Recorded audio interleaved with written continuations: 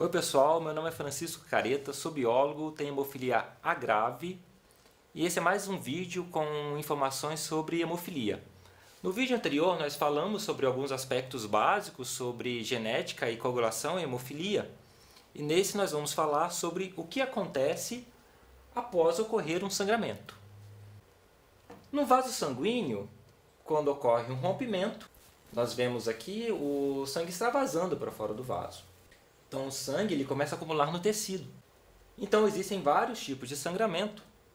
E a gente tem que ter em mente que o nosso corpo ele é todo irrigado de vasos sanguíneos e que muitos desses vasos eles são microscópicos, mesmo que a gente não veja.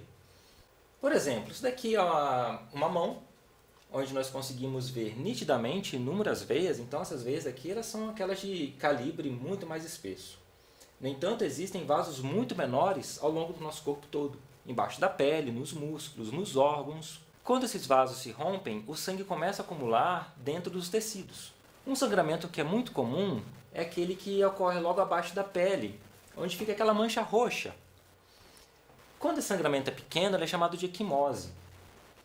Às vezes a gente confunde esse sangramento pequeno com hematoma. Hematoma é um sangramento maior, que geralmente corre em músculos, em órgãos. Essa é uma diferença básica de equimose. Equimose geralmente são embaixo da pele. Hematomas são sangramentos maiores. Alguns sangramentos são mais importantes do que outros. Por exemplo, os sangramentos que ocorrem no pescoço são mais graves, sangramentos na cabeça, sangramentos no tórax.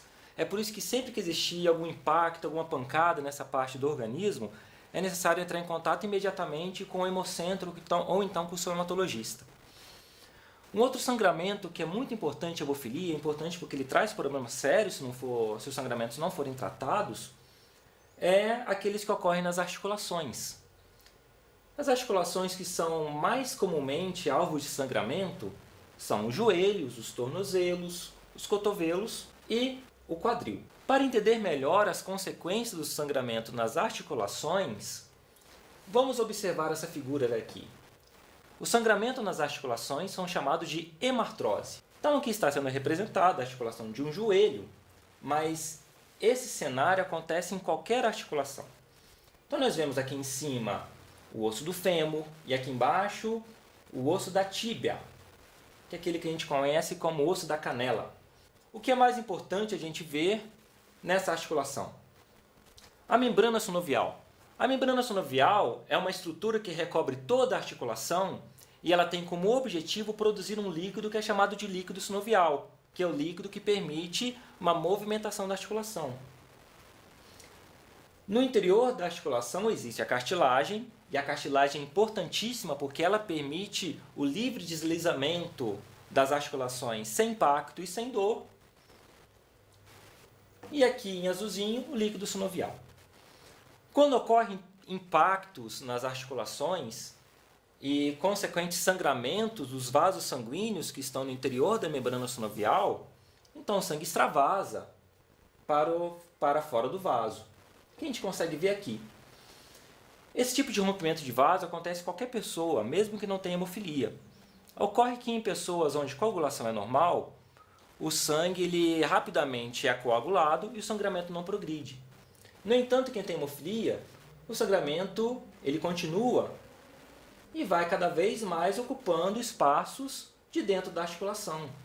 Então a gente vê aqui agora toda a articulação sendo ocupada por sangue. Esse sangue, se ele continuar extravasando, ele vai promover uma expansão da articulação, aumentando assim o tamanho da articulação. Então, para quem já teve uma artrose de joelho, de cotovelo, de tornozelo, conhece muito bem isso daqui, quando as articulações elas ficam bem grandes.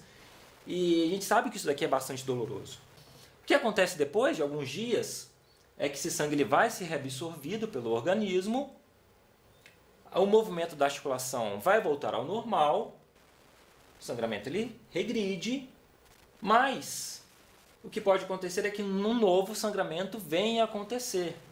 Então, novamente, a articulação vai crescer e aí entra num ciclo vicioso. E essa articulação, se ela começar a sangrar com frequência, ela vai ser chamada de articulação-alvo. E é extremamente importante que esse sangramento de repetição não aconteça. E é por isso que o tratamento tem que ser feito corretamente. Porque senão, esse ritmo de sangramentos repetitivos eles são lesivos para a cartilagem, eles vão começar a destruir a cartilagem. Que a gente vê que apareceu aqui agora o início da destruição da cartilagem. Se os sangramentos continuarem, essas lesões vão ficar cada vez maiores. Os sangramentos continuam, vejam, cada vez mais as lesões aumentam até que se instale um quadro que é chamado de artrose. Então, a artrose é a destruição da cartilagem, que na hemofilia é uma consequência dos sangramentos repetitivos. Então é por isso que mesmo que nossas articulações sangrem, fiquem inchadas e que elas voltem ao normal depois de alguns dias, é muito importante que a gente tenha em mente que isso não é normal, não pode acontecer, porque as consequências dos sangramentos repetitivos, o sangramento dessas hemartroses, vão levar ao desenvolvimento da artrose. E a artrose ela é reversível, porque a cartilagem não volta a crescer. Então o tratamento ele tem que ser feito corretamente. É necessário que se faça a profilaxia. E sobre profilaxia, nós vamos falar na nossa próxima conversa. Então, até lá, pessoal!